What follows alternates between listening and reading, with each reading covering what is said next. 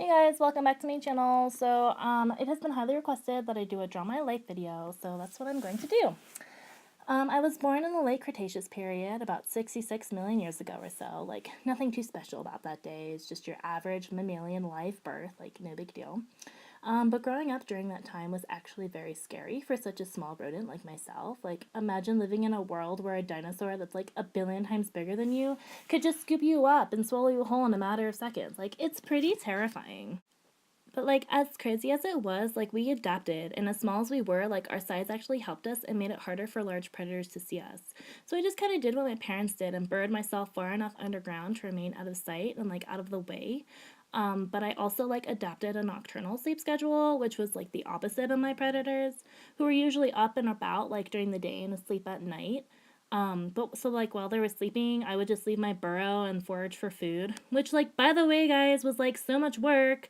Like I kind of wish that like delivery apps were around at the time so I could just like Grubhub my food and get it delivered to my burrow in like such a convenient way. But like anyways, hashtag not sponsored. But although I have adapted to my environment, I have had some close calls with some of the large predators. Like one time I left my burrow and was spotted and chased all the way back. And like luckily I made it in the nick of time, but I remember thinking that night about how much I hated those dumb dinosaurs, always making me feel so small and helpless. Like it would just be a shame if they all just disappeared. And like not too long after that, like the most amazing thing happened. Like they all died. And I don't really know exactly what happened, but I was just in my burrow and I heard some crazy stuff going on like above me, and I just kind of waited until it was all over.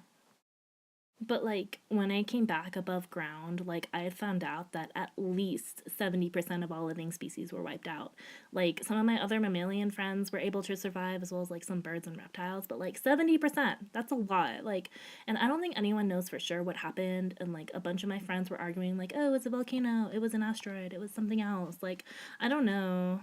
But my one friend was like telling me about how like he thinks it's the volcanic activity and like the shifting of the tectonic plates that cause volcanic eruptions. And these eruptions would generate enough soot and dust to block out the sun's rays and like cause a drastic change in climate.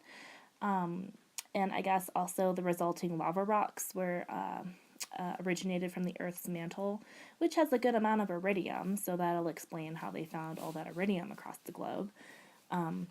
But my other friend was telling me about this more popular, whatever, theory that an asteroid actually hit the Earth. And I guess asteroids also have a lot of iridium in them too. So that could also, like, give you an explanation.